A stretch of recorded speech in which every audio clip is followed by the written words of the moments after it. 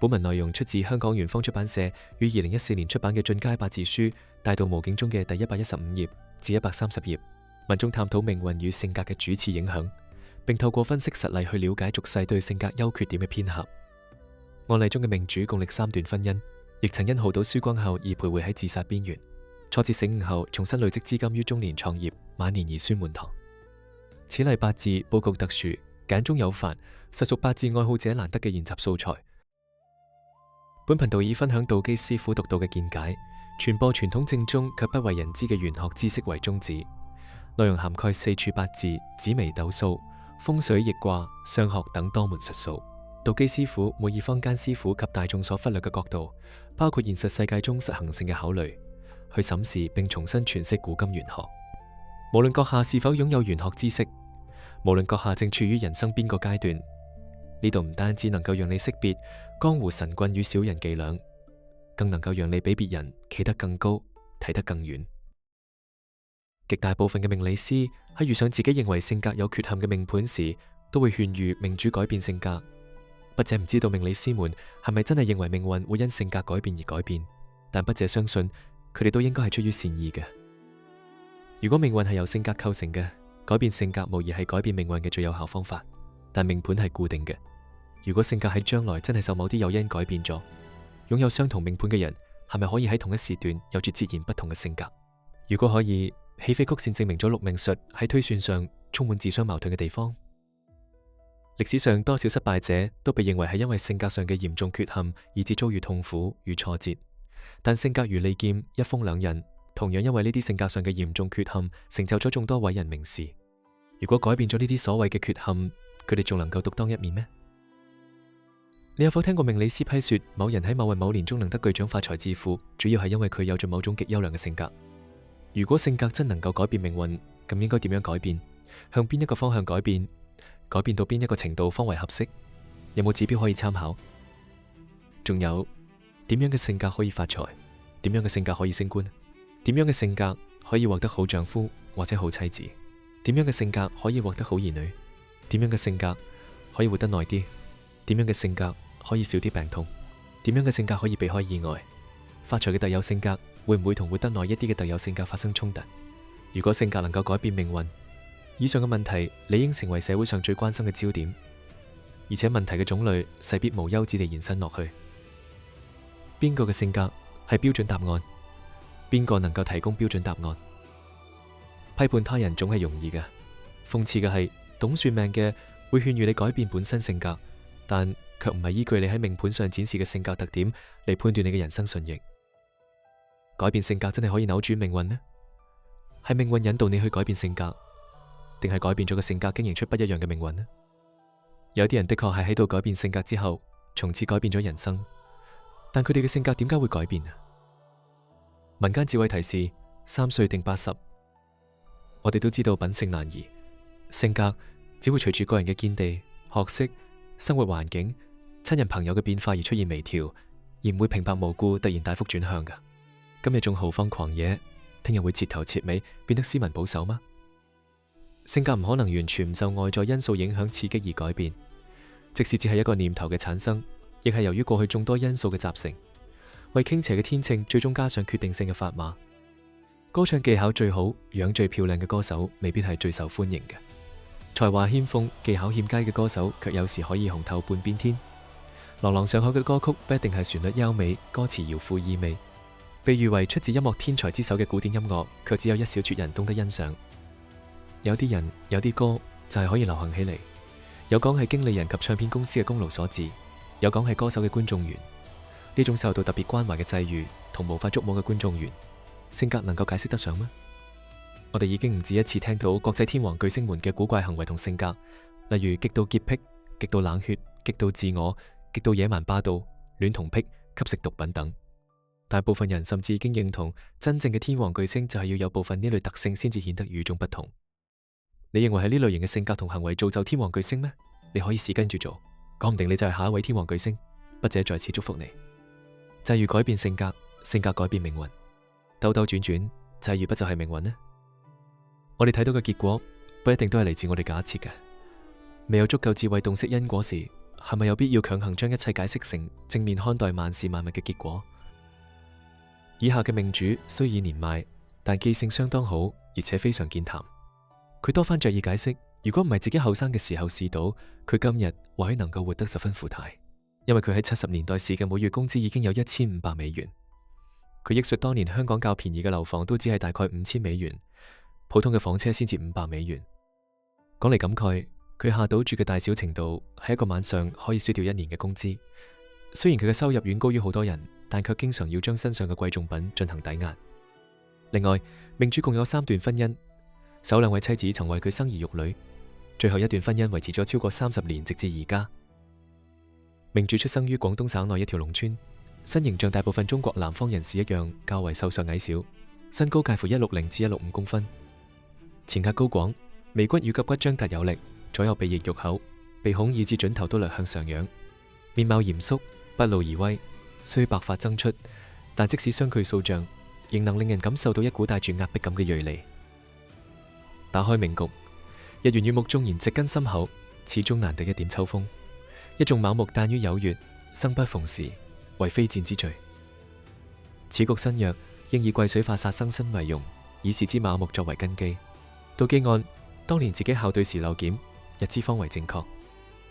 年幹己土雖受坐低卯木直克，但由於年支卯木亦都同時受到月令酉金強沖而自身難保，所以癸水用神無法避免遭受年幹己土束手駁腳。秋月月木無火，自身失去調候，財星亦失屏障，癸水用神又受克，原格局不高，唯有依賴重重比肩卯木徒手肉搏，以一步一腳印嘅方式用血汗奮鬥。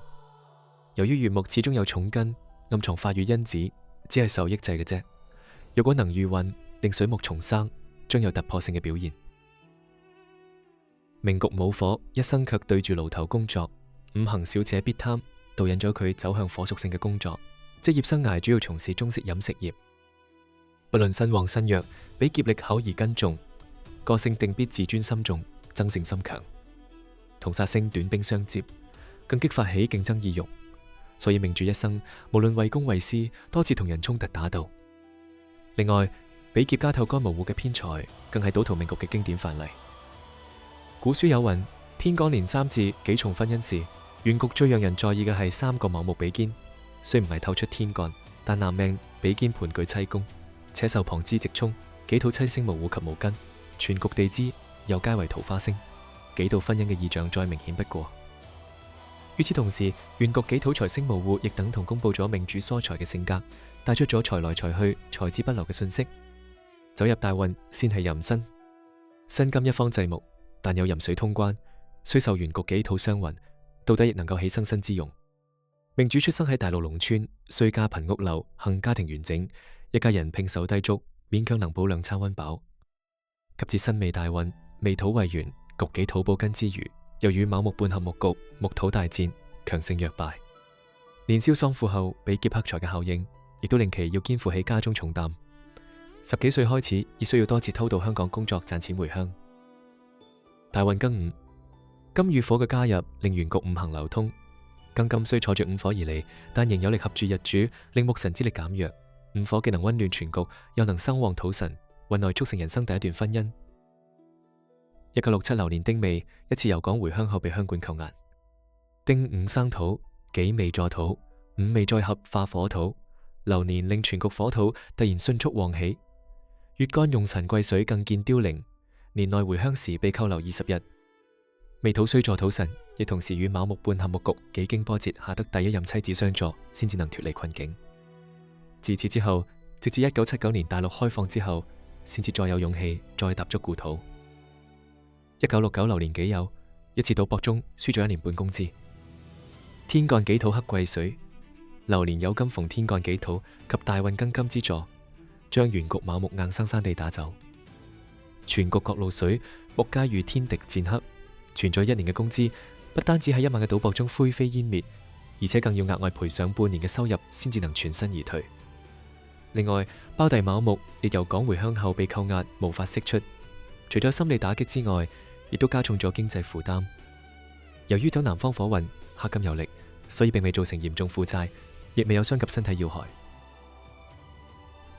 1970流年庚戌，自殺失敗，日元再逢黑合，而卯木亦遭受戌土饑灌。更甚者，一直為原局提供精神溫暖嘅大運五火，亦都受到戌土纏繞。明主感到前所未有嘅茫然，為自己安排身後事後，打算從高樓躍下以求解脫，但到最後一刻卻臨崖膽怯，了斷唔到自己，反而從此放棄輕生嘅念頭。此事亦令明主嘅性格更趨強韌。己酉年與庚戌年雖同是土金流年，但分別甚大。現從另一個角度補充說明，為你喺用神與忌神嘅圈子裏邊指出方向。己酉年係卯酉，相沖因戰而敗；而庚戌年係卯戌，相合受搏被困。庚戌年係連行動嘅機會亦都冇，戰鬥基礎嘅卯木比肩被去，甚至影響到原本無懼生死嘅勇氣都被洩去。大運己字，地支自火合住酉金，令兩旁嘅卯木重獲自由。此運令原局由弱轉旺，天干己土克癸水，令原局用神受創反為有利。己流年再嚟水木，助旺木神。同一時間，自火生旺土神之餘，亦會作木土之間嘅通關。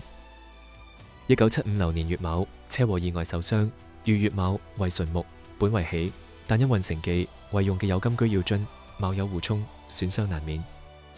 年中發生車禍，全身瘀傷，需要留院1個星期。幸得自火通關，並冇大礙。1976流年丙辰，轉投新工作嘅薪金幾乎倍增，但亦輸掉咗總值1層樓房嘅金錢。辰土合酉金之餘，亦為己土偏財補根，丙火又得大，運自火之助，身旺逢雙財俱旺。表面上本應為發財嘅流年，所以薪金嘅增幅脫離常理。但辰土卻同時助旺起局中所有木神，激發其同木土交戰。辰酉之合不化，令金神無力制木。只要遇上水旺嘅流月壓制火神，助旺木神，或者勾起辰土悔火之力，原局木神喺更強旺嘅情況下，將可進一步破壞土神。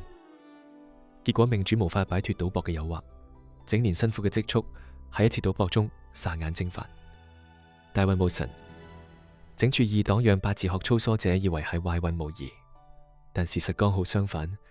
戊土合住癸水，辰土亦合住酉金，癸水被合，當然於行運上大打折扣。但最重要係酉金被饑灌，使全局卯木得以脫困，令日元健旺起嚟。比劫與財星皆強，明顯係賺錢嘅時運，而存儲正財會令人變得安定踏實。此運正式遠離賭博，努力工作，一方面養妻活兒，另一方面為將來創業成功存下資金打好基礎。大運丁卯，丁火生旺財星己土，卯木再為日元打下重樁，強沖月令。此時日元之力足以任起全局二黨。當日主強旺，原局嘅酉金便係殺上沙場嘅重劍，為踏入人生光輝歲月揭開序幕。得大運之助，全局比肩再嚟逞強，擦亮盔甲，再次投入賭博。但你今次將賭台換成鋪面。中年創業絕對係一場考驗意志嘅賭博，相對純運氣嘅比試，只係今次嘅成敗得失較有計算嘅啫。1991流年辛未，正式榮升為餐館東主。辛未嘅加入，非常巧妙地令全局嘅金、水、木、土之氣都同時加強。卯未合局，任起各方二黨，加披戰袍，正式創業，成為餐館負責人。2000流年庚辰退休離場，將餐館頂讓與他人。雖然庚金合住日主多化咗一重金，但辰土亦合住酉金，令眾卯木得以自愈。辰土同時悔火，生金、助土、養木，金神仲因流年而大旺，木神卻一啲都唔弱。筆者只能斷其此年受到極大壓力同埋失意，但卻能得遇橫財。實情原來係業主見佢生意興旺而大幅上調租金，命主衡量得失之後，決定將餐館頂讓，賺取呢一次性嘅橫財，並索性掛甲退休。命主仔細描述咗自己從大陸排除萬難嚟到香港，及至走埠世界，再回港工作與經營生意，都係憑一張刀子同一身嘅膽識。雖唔係喺戰場上同敵兵橫砍直劈，互相廝殺，但手執利器，戰鬥大半生，亦充分反映咗比肩同七殺嘅干戈關係。而家孫子都已成家立室，自己亦退休超過10年。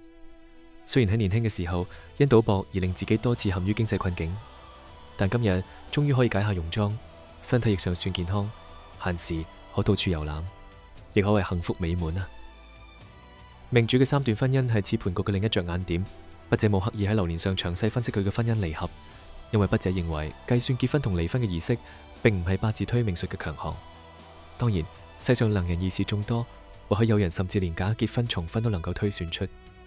不過，如果婚禮儀式能夠經過推算而有標準答案，則擇日結婚喺某程度上亦就自打嘴巴啦。以下列出命主正式結婚及正式離婚嘅流年俾大家參考。第一段婚姻結婚於1963年，離婚於1973年。第二段婚姻結婚於1977年，離婚於1978年。因美國政府唔承認命主第一段婚姻嘅離婚證書，命主被判重婚，即時被遞解出境。第三段婚姻結婚於1980年，直至而家。命盤係固定嘅，命盤顯示咗命主與生俱來嘅思考模式同潛藏信念。個人性格的確能從命盤中睇出一個大方向，但隨住大運流轉，大運嘅五行會切入命局，影響原局嘅固有秩序。如果大運嘅角色同原局嘅慣性有極端嘅分野，即使唔係因為特殊嘅際遇，個人嘅基本性格亦會喺不知不覺中受到大運影響而產生變化，日常生活品味亦會因此而改變。例如喜歡嘅顏色、喜歡嘅味道，亦都會有別於從前。喺筆者睇嚟，命運係走得最前嘅，其他任何一種力量都不足以將佢剎停。雖然唔能夠將佢強行拉下，但我哋能夠通過命理嘅預測，令自己有意識咁望住前方。當睇見危險嘅時候，為自己預留足夠嘅時間同空間，去選擇最合適嘅方法處理。例如，我哋可以將力量過剩嘅五行轉移，盡量發揮有利嘅一面，將不利嘅一面用另一種形式轉化。性格急躁而又身體強壯嘅人可以多做劇烈運動，思慮過多而又優柔寡斷者可以學畫畫或者學音樂，將聚焦點轉移。事實上，學習亦係人生修行嘅一課。畢竟好多問題唔係單憑忍耐同壓抑便能夠解決嘅。性格嘅好壞之分，在乎你睇到幾多優點，或選擇睇幾多優點嘅啫。一啲被認定係正面積極嘅性格，看似能令人生由缺失趨向圓滿，但好多時卻可導致由追求圓滿而變得充滿遺憾。本嚟命主嘅性格一向都係積極進取、不計得失、視錢財如流水嘅，但要走到吝嗇計較、唯利是圖、講究現實嘅戊辰運，先至能夠真正建立起人生基礎。太極圖徽教會中我哋陰陽，優中有劣，劣中亦有優。只要識得喺適當時候、適當地方將優點發揮，就能夠為人生帶嚟正面嘅影響。推命術精湛同品德兼優嘅命理師，就能為大眾展示出適當嘅定義。大部分人都執意將命運分化成一切皆是命同埋性格惹嘅禍，否定咗佢哋同時並存又互相包容嘅可能性。你為世界設下種種界限，最後世界亦只能別讓你睇到重重關卡。即使全身都係武器，有時仲不如一個決心強大。如果你對頻道或者視頻內容有任何意見，歡迎留言話我知。多謝收睇，祝各位身體健康，生活愉快。